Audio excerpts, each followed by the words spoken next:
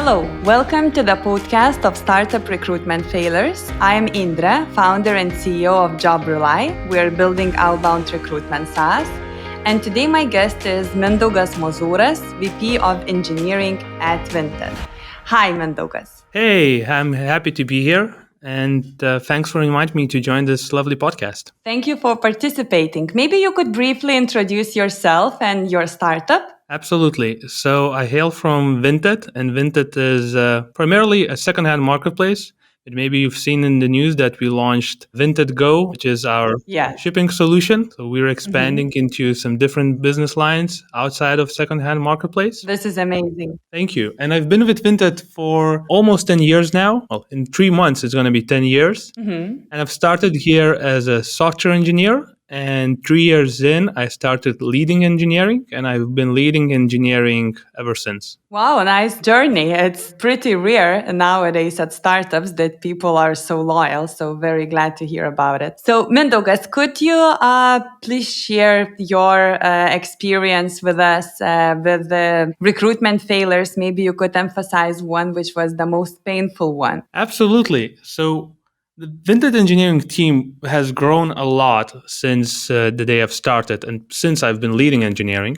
So when I've started leading engineering, there were less than 30 people in our engineering team, and now there are more than 400. Wow. So for context, with hiring, we hit a pause button in 2017. And then in 2018, we discovered a working business model and started hiring rapidly again. So in 2018, we doubled our team to 55 people in engineering, then to 110 in 2019, and then 220 in 2020. Nice. So it was really fast-paced growth, doubling the team each year. And I had to do a lot of hiring as we grew. I can imagine. And then when the engineering team was 30 people, I managed the team leads directly. And that worked perfectly well for a while. But then came a moment when I had to create another management layer. And for that, I needed to hire a really senior manager. And the hiring failure is really about me trying to hire that first senior manager, failing the first time, and then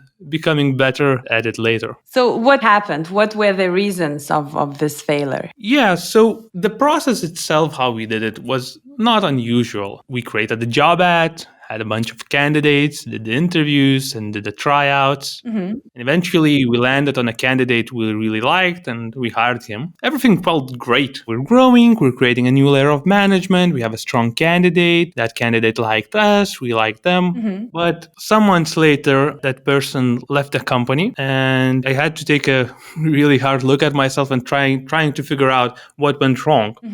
And the problem was not on the candidate side, really. To this day, I can confidently say that the person is a great manager and they're succeeding in other roles they had since Vinted. And with hiring, just generally, we were looking for a match. There are no great people and bad people. Context is important. Our company is different than other companies. We have a different culture. We have a different team. We have a different situation. And in this case, our situation was that we were growing really fast, as I established before. We did not have a lot of established process and structure. And the candidate, that senior manager candidate, came from an environment where they had more structure and more process already established. And that's not unusual, right? If you're a senior manager, you're probably working in some bigger organization already. And at the size we were then, like most companies at that size, as Vinted was then, already have more structure and more process than we had at the time. But because we were growing so fast, we were focusing on other things other than creating process, creating more structure. We were just trying to get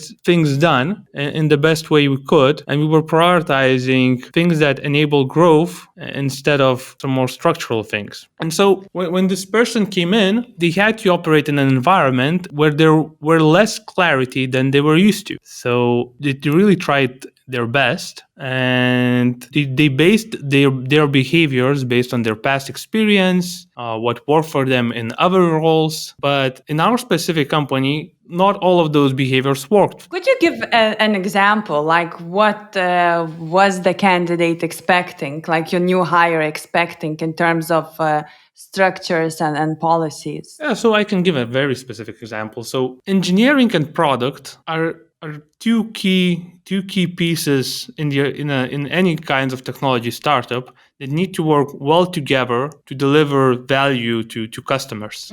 Product needs to define what product we're building, and engineering then needs to deliver that technology. And in this specific case, the candidate was used to a different kind of product engineering relationship than we had at the time at Vinted. So there was a lot of friction then between them and their product counterpart, and they couldn't figure out, and me and my peer in product couldn't help them figure out how to make that relationship work. And I was not able immediately detect what's the issue, right? Because I was used to this specific Vinted environment, and everything's working in that environment. We're delivering things, our process is working, our relationship with product is working, everything's fine. But then this person comes in, they're used to a different kind of engineering product relationship. They're trying to make it work the way they know how, and I'm unable, because I never needed to, explain to them explicitly how that relationship works at Vinted. Because I never needed to explain that. What were you doing? How did you try to solve the situation? Because, well, you cannot create structures and policies overnight. They have to be implemented during some period of time. So how did you try? Did you try to your new hire to help to adapt somehow? Or what were your steps you took after you realized? At that point, when they left, I understood that I made some sort of mistake. And one aspect I really focused on when hiring the next person is really figuring out what their role is about, what the person will be doing in their job. Because that was another issue. I knew that I wanted to hire a more senior manager to create that another management layer, but I didn't really understand how much responsibility am I going to need to give to them for that role to make sense. I left it pretty loose. We'll just figure it out sort of mode. And then one thing I did before trying to hire the next person for the role, I made a lot more things more explicit, and I figured out more of the responsibilities that I should be delegating to them in that role. I made the role bigger in my head than I had it in my head previously. I think that helped. That definitely helped. Then we were able to find a better fit for that role. And some of the other things I'm talking about today, I've only figured out later when I could really reflect on the situation from more distance. Yeah, that's of course that's the thing. You usually don't understand what is the reality of the situation, right? When you're in it, but if some time passes, you can reflect and you get the answer. And I think what you're saying, it's very important because, well, there's a huge growth. You're busy, and you just need a person to help you with your workload. And most of the time, I believe managers just go with the flow, just look for people, and they think that, I talk and I see that this candidate is suitable, I hire, and then, the person is experienced, we will together basically draw the position and describe like accountability and responsibilities. But what is very important here, I think, it's to spend a bit of time, and it's not a lot. It's, I don't know, an hour or so, just to sit and really think and organize your workload, to see how you could dedicate and what you could dedicate to that person. Then according to that, to create the criteria, like in your case, yes, you need an experienced person, but maybe you need to stress out to that person that it's not the same environment as he or she used to work at. And these small things, I believe, are the key factors for success. And but this is what goes with startups. We're so busy with everything that we don't have time, just to step back and to think a bit more before stepping further. Absolutely. And relatedly, and this is something I always try to do, I think it's really important during the actual recruiting process to remain authentic and to give the candidates the opportunity to find out for themselves what the company is about, what their future manager is about. When recruiting, we never should sell something that does not exist. Yeah. Like we need to be genuine and real, and I think that always gives the best long-term result. Yeah, and yeah, this is again a little bit strange factor, which sometimes happens, that we overpromise basically, and when the reality comes and when the person starts working, we need to change everything from what we talked about during interviewing process, right? So it's a little bit strange exercise we're doing if we're not totally open from the very beginning. Yeah, absolutely. And I hear that some companies do that, and it's something that can only work in the short term. Maybe it can work for months, but it's not something that will keep a candidate for years, especially in this market where candidates can choose, and they can choose a company that they really would love to work for. Yeah, and if they're not self motivated, it's not so easy to motivate them then. So it's very important, to have this like good match from both of the sides, knowing everything, what's going to expect. But what is also interesting, because I really admire your 10 years of experience in one company, and that you managed to grow from a developer to a VP of engineering in that company. Could you share about this experience? Like, did you plan on doing that, or did it go very organic? How did you succeed, from a developer to become a key manager in a company? Yeah, absolutely. So I did not plan to become a VP of engineering, Mhm. but when I was joining Vinted, I distinctly remember I was working at a pretty good company. I was happy at that company, and then I decided to join Vinted. How big was Vinted back then? How big was Vinted? I think I was like employee number 13, Okay. something like that. Okay, so a very small team. Yeah, it's a very small team. And I remember distinctly me and my mom met up during the weekend. Maybe there was more family involved. I distinctly remember my mom asking, basically in a lighter way, what the hell are you doing? What is this Mono Drabuži LT, which how Vinted was called at that time? Yeah, Like, yeah, I remember. why are you leaving this well-established company for this weird small company and there's no safety, etc.? Yeah. Yeah, I distinctly remember explaining to my mom that it's really all about growth. And like my primary motivation for joining Vinted at the time was growth. Hmm. Like I knew that whatever happens in the next couple of years, maybe the company will crash and burn, and you never know. Like it's a startup. Like whatever happens, I'm gonna learn a lot because at that point I already knew that the company has received an investment and there's gonna be growth. You never know what will happen in 2 years, but there's going to be growth. So like my primary motivation was growth. So I had that growth mindset. I was ready to make mistakes, learn, and figure out stuff. And then when I became head of engineering, that's also interesting how that happened. So before me, there were no engineering managers at Vinted. So I was the first engineering manager, and all the management was done on the product side. So the product manager would also review engineer salary, set goals, etc. And then our CEO decided we need to create this. We need to have engineering managers because this is not scalable the way that we're doing it now.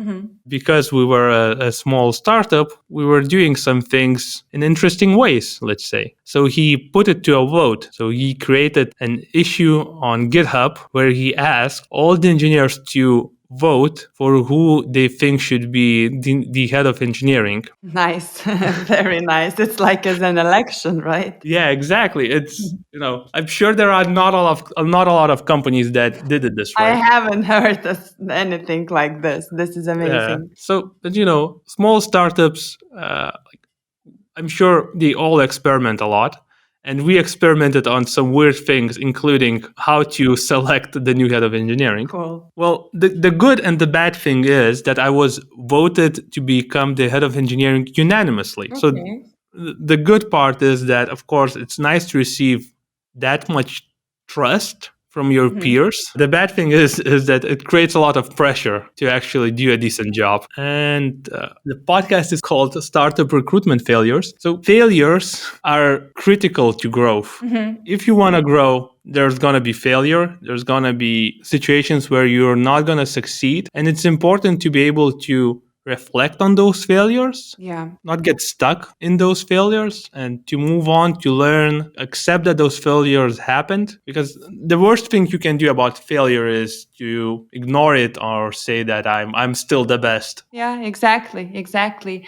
But I think that you most probably know that nowadays, and especially at startups, people work for 2, 3 years most, and then they change jobs. So it's a very common, situation to change jobs often and not to be so much committed. What would you say? Like, what is your approach, and how would you comment on this experience of people changing jobs so often? Well, everyone can and should choose whatever works for them. But for me, I don't expect the grass to be greener somewhere else. So generally, I'm someone who's happy with life and optimistic about life. So I don't expect things to be better somewhere else. And I don't do changes in my life because I'm unhappy, which I think might be the reason people often change jobs. They're unhappy about something, Yeah. and they think that if they change the situation, Yeah. they're gonna be happier. Whereas I think that it's usually the mirror you should look at if you're looking for happiness. So that's one thing.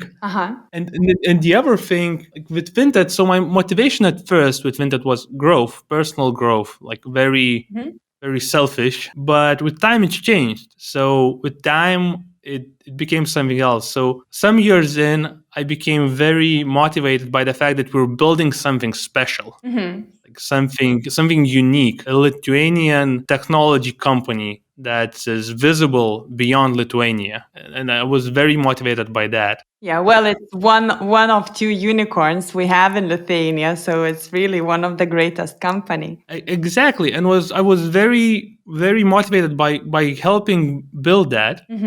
And then now it's even more than that. I genuinely care about sustainability, and I think that with Vinted we're doing some positive steps to make the world more sustainable. Yes. And I want to be a part of that. If Vinted stopped existing now, I would ideally try to find a company that is focused on sustainability, and I would want to work in that kind of company. I'm happy that I work in that kind of company now. Yeah, I can imagine. But still coming back to the first point, you said that people are changing job, and it's the same as, to change the country and to expect that your life will be better. But well, it's not about the place, it's about you.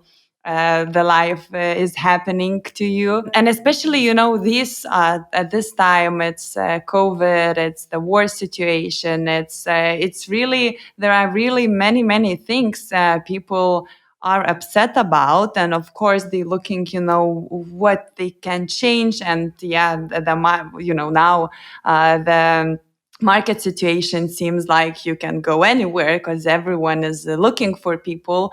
So what would you advise for people who are just desperately changing jobs and still not finding this happiness in their life? What would be your advice for them? Yeah, so it's difficult to give such generic advice because I'm sure there are many different situations people have. And in some cases, I'm sure there are people who will change jobs and will be happier because there was like a specific factor Yeah. in their previous job that made them unhappy, and that factor no longer existing will solve the critical issues they had in their life. I'm sure these kinds of situations exist. Of course. But I really recommend taking a look at yourself and trying to figure out what motivates you, what makes you as a person happy, and what makes you unhappy. For me, what really helped, I spent a couple of years in therapy, working with a psychotherapist. So that was really helpful for me in helping me understand myself, what I care about, what I don't care about, what makes me happy, what makes me unhappy. So that's something that helped me a lot. Maybe that's something that can help someone else too. There are other ways to figure out yourself. That's just one way that helped me. Okay, thank you for sharing. And thank you, Mindaugas, for your time and your story today.